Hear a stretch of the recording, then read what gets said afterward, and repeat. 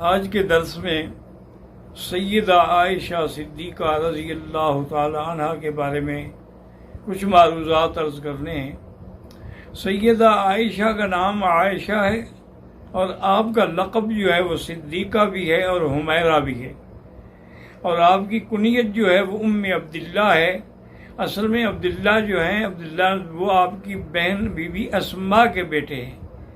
چونکہ be be عائشہ کی اولاد نہیں تھی تو حضور نے فرمایا کہ تم اپنی بہن کے بیٹے کے نام پہ کنیت رکھ لو، تو آپ کی کنیت جو ہے ام عبداللہ ہے، اور آپ کی والدہ کا نام جو ہے وہ بی بی زینب ہے، ان کی کنیت جو ہے ام رومان ہے۔ ام رومان یہ کنیت ہے، اصل نام ان کا زینب ہے۔ اور آپ کے والد جو ہیں وہ سیدنا ابی بکر صدیق ہیں رضی اللہ تعالی عنہ وارضاہ، یعنی اللہ کی شان ہے کہ صدیقہ بھی صدیق کے گھر میں پیدا ہوئی، اور یہ ملکہ کائنات صدق تھی، اور اس کی تربیت جو ہے وہ سیدہ ابو بکر رضی اللہ تعالی عنہ نے فرمائی۔ آپ کی عمر اس وقت 6 سال تھی جب سیدہ خدیجہ رضی اللہ تعالی عنہ فوت ہو گئی تو حضور بڑے اداس ہو گئے۔ حضور کو ایک تو تنہائی اور دوسرا سیدہ خدیجہ محسن اسلام تھیں اور محسن محمد مصطفیٰ تھیں صلی اللہ علیہ وسلم۔ تو بی بی خولہ نے محسوس کیا تو اس نے آگے عرض کیا کہ یا رسول اللہ آپ دوسری شادی فرما لیں، اب اکیلا رہنا آپ کے لیے بہت مشکل ہوگا۔ حضور نے فرمایا تم کیا مناسب سمجھتی ہو؟ تو خولہ نے کہا کہ حضور اگر آپ اجازت دیں تو میں حضرت ابو بکر سے بات کروں، ان کی بیٹی عائشہ کی۔ آپ نے فرمایا ٹھیک ہے بات کرو، ہو سکتا ہے وہ راضی ہوں یا نہ ہوں۔ تو بی بی خولہ نے آ کر سیدنا ابو بکر اور آپ کی بیوی سے اس بات کا ذکر کیا تو انہوں نے کہا کہ مرحباً و اہلاً، ہمیں اس سے زیادہ اچھا رشتہ کون سا مل سکتا ہے۔ تو لہذا حضور صلی اللہ علیہ وسلم کا نکاح جو ہے وہ بی بی عائشہ سے اس وقت ہوا جب آپ کی عمر 6 سال تھی، اور حق المہر جو ہے وہ 500 درہم رکھی گئی، لیکن رخصتی نہیں ہوئی۔ رخصتی حضور پاک صلی اللہ علیہ وسلم جب ہجرت فرما کر مدینہ منورہ میں تشریف لائے تو اس کے بھی کافی عرصے کے بعد حضرت ابو بکر نے خود آ کے عرض کیا کہ یا رسول اللہ صلی اللہ علیہ وسلم آپ اپنی بیوی کو گھر کیوں نہیں لے آتے؟ آپ عائشہ کو رخصتی کرا کے اپنے گھر لے آئیں۔ آپ نے فرمایا ابو بکر اصل بات یہ ہے کہ میرے پاس حق المہر کے پیسے نہیں ہیں، اور میں حق المہر دیے بغیر اس کو اپنے گھر میں نہیں لانا چاہتا۔ تو حضرت ابو بکر صدیق مسکرائے اور کہا یا رسول اللہ میرا مال جو ہے وہ کس کا ہے؟ اور 500 درہم حضرت ابو بکر صدیق نے دیے، کہا حضور یہ لے لیں اور عائشہ کو بھجوا دیں۔ تو حضور صلی اللہ علیہ وسلم نے بی بی عائشہ کو 500 درہم حق المہر بھجوائی۔ اس طرح رخصتی ہو کر حضور صلی اللہ علیہ وسلم کے گھر میں آئیں۔ وہ گھر جو ہے کوئی محل نہیں تھا، کوئی بنگلہ نہیں تھا، بلکہ آپ کی مسجد کے بالکل قریب ایک حجرہ تھا جس کی لمبائی چوڑائی 7 ہاتھ تھی، اور کچی دیوار مٹی کی دیواریں تھیں، اور جس کی چھت پر اپنا کھجور کے پتے اور کھجور کی چھڑیوں سے چھت ڈالی گئی تھی۔ یہ سیدہ عائشہ کا گھر تھا، اور آپ کی جائیداد میں کیا تھا؟ ایک مشکیزہ تھا پانی کا، اسی طرح ایک چکی آٹا پیسنے کی تھی، اور اسی طرح کچھ جو تھے، کچھ گندم تھی اور کچھ کھجوریں تھیں۔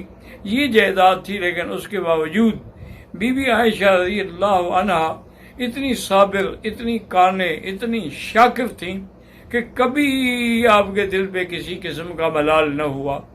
ایک دن میرے آقا رحمت دو جہاں صلی اللہ علیہ وسلم بیٹھے تھے گھر میں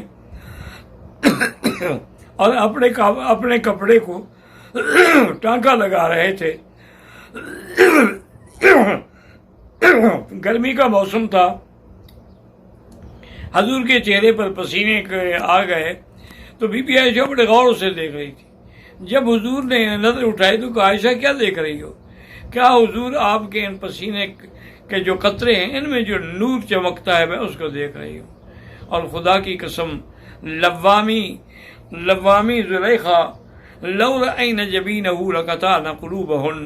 اب بی بی عائشہ کہنے لگی خدا کی قسم ہے اگر بی بی زلیخا پر ملامت کرنے والی مصر کی عورتوں نے جمال یوسف دیکھا تھا، اگر وہ میرے محبوب کا جمال دیکھ لیتی تو اپنے ہاتھ ٹکڑے کر دیتی، اپنے ہاتھوں کے بجائے دلوں کو ٹکڑے کر دیتی۔ اور اسی پر بی بی عائشہ صدیقہ نے سرکار دو جہاں کی مدح میں ایک قصیدہ بھی لکھا تھا کہ لنا شمس وللآفاق شمس و شمسی احسن من شمس السمائی، ایک دنیا کا سورج ہے، ایک میرا سورج ہے، میرا سورج جو ہے وہ دنیا کے سورج سے اچھا ہے۔ اس کی دلیل دی کہ شمس الآفاق تطلع بعد فجر، کہ سورج دنیا کا جو ہے وہ تو سورج صبح کے بعد نکلتا ہے، وہ شمسی تطلع بعد العشائی، لیکن میرا سورج جو ہے وہ عشاء کے بعد بھی روشن ہوتا ہے۔ تو سیدہ عائشہ فی الحقیقہ شاعرہ بھی تھیں، عالمہ بھی تھیں، ادیبہ بھی تھیں، ذکیہ بھی تھیں، اور بے انتہا سخی بھی تھیں۔ ایک دفعہ حضرت معاویہ نے 1,00,000 درہم بھیجا ہدیہ، تو بی بی عائشہ نے چلانا شروع کیا۔ اس دن آپ روزے سے تھیں، تو افطار کے آنے سے پہلے وہ پیسے ختم ہو گئے، اور باندی سے کہا کہ کوئی چیز لے آؤ اپنا افطار کے لیے، تو اس نے کہا بی بی آپ نے تو 1 درہم بھی نہیں دیا کہ ہم بھی آج اچھی طرح افطار کر رہے تھے، پانی اور کھجور کے سوا کچھ نہیں ہے۔ تو آپ نے 1,00,000 تو خرچ کر دیا، لیکن اپنے افطار کا اور اپنے فطور کا کوئی بھی خیال نہیں کیا۔ اسی طرح عبداللہ زبیر نے 2 بوریاں پیسوں کی بھر کے بھیجی، تو سیدہ نے صبح سے جو بیٹھی شام تک سارے چلا دیے، 1 ریال بھی اپنے لیے نہیں بچایا۔ عبداللہ بن زبیر آپ کے بھانجے تھے، ان کو پتہ لگا، انہوں نے کہا بھئی اچھی بات یہ کیا ہے کہ سارا کو لٹا دو، ہم بھیجتے ہیں کہ بی بی عائشہ کچھ اپنے اوپر بھی خرچ کرے، لیکن وہ اپنے اوپر 1 پیسہ بھی خرچ کر نہیں لیتی، اب ان کو کنٹرول کرنا پڑے گا۔ تو جب بی بی عائشہ کو پتہ لگا کہ اچھا میرا بھانجا مجھے خیرات سے روکتا ہے، میں آج کے بعد اس سے بات نہیں کروں گی۔ بڑی مشکلوں کے بعد، سینکڑوں سفارشوں کے بعد آپ نے عبداللہ بن زبیر کو معافی عطا فرمائی۔ اور بی بی اتنی خوف کرتی تھی، ایک دفعہ قسم کھا لی، بی بی نے توڑوا دی وہ قسم، تو آپ نے اس کے کفارے میں 40 غلام آزاد کیے، تو آپ نے 67 غلام آزاد کیے ہیں اپنی زندگی میں۔ سیدہ عائشہ نے فرمایا کہ مردوں میں تو بڑے کامل پیدا ہوئے ہیں، لیکن عورتوں میں بی بی مریم، بی بی آسیہ زوجیت فرعون، اور اس کے بعد فرمایا بھائی عائشہ کا کیا پوچھتے ہو بھائی، عائشہ تو پھر ان سب سے زیادہ افضل و اعلیٰ ہے، کیوں وہ زوجہ محمد مصطفیٰ ہے صلی اللہ علیہ وعلیٰ آلہ وصحبہ وسلم تسلیما کثیرا کثیرا۔ اسی طرح بڑے بڑے صحابہ آپ حیران ہوں گے کہ ابو موسیٰ اشعری، حضرت عباس، حضرت ابو ہریرہ، حضرت عبداللہ ابن عمر، یہ تمام صحابہ بی بی عائشہ کے شاگرد تھے۔ تابعین میں سے 200 تابعین بی بی عائشہ کے شاگرد تھے، اور بی بی عائشہ نے حضور کی 2010 حدیثیں روایت کی ہیں، جن میں 686 حدیثیں جو ہیں وہ صحیحین میں ہیں، یعنی بخاری اور مسلم میں۔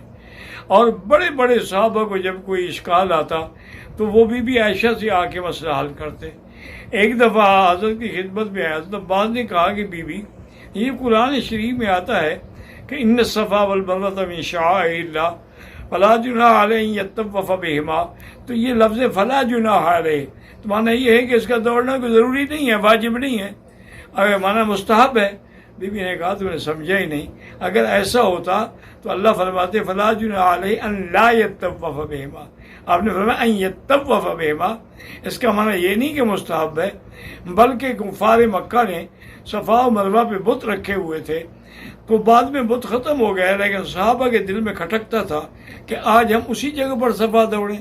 اللہ نے قرآن نازل کر دیا، کیا کہہ رہے ہو تم، یہ تو شاعر اللہ ہیں، اگر کسی نے شاعر اللہ کی بے حرمتی کی تھی تو اس کی عزت تو اور مقام تو ختم نہیں ہو جاتا۔ تو حضور بھی صفا دوڑتے رہے اور صحابہ بھی صفا دوڑتے رہے، تو وہ مسئلہ جو ان کو سمجھ نہیں آیا تھا فوراً سمجھ آ گیا۔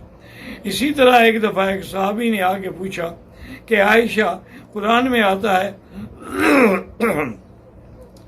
وَلَا تَأْكُلُوا مَالَ الْيَتِيمِ، اوپر مال یتیم کا ذکر ہے، اور آگے اللہ تبارک و تعالیٰ فرماتے ہیں فَانكِحُوا مَا طَابَ لَكُم مِّنَ النِّسَاءِ مَثْنَىٰ وَثُلَاثَ وَرُبَاعَ، تم 1 2 3 4 تک شادیاں کر سکتے ہو۔ تو یتیم کے مال کا ان شادیوں سے کیا تعلق ہے؟ تو آیت کا ربط معلوم نہیں ہوتا۔ بی بی نے فرمایا عجیب آدمی ہو، مکے والوں کی تو عادت یہی تھی کہ وہ یتیم لڑکیاں اگر ہوتی تو ان کا مال بھی قبضہ کر لیتے اور بغیر حق مال دیے ہوئے ان کو شادی بھی کر کے اپنی بیوی بنا لیتے۔ اسی کو اللہ نے فرمایا کہ تم یتیموں کا مال نہ کھاؤ. اگر تم نے شادیاں کرنی ہیں تو دوسری عورتوں سے شادی کرو، ایک کے بجائے 4 کر لو، لیکن تمہیں یہ حق نہیں پہنچتا ہے کہ تم یتیموں کا مال کھاؤ. تو اس لیے سیدہ عائشہ صدیقہ جب کوئی قرآن کا مسئلہ مشکل آیا تو فوراً آپ نے حل کیا. ایک دفعہ ایک صحابی نے پوچھا، بلکہ عبداللہ بن زبیر نے پوچھا کہ یا امہات المومنین 3 مسئلے میں آپ سے پوچھتا ہوں. فرمایا پوچھو. کیا ایک تو یہ بتائیں کہ کیا اللہ کے نبی نے اپنے خدا کو دیدار کیا ہے، اور دوسرا مسئلہ انہوں نے کہا بھی کیا ہے. انہوں نے کہا دوسرا مسئلہ یہ ہے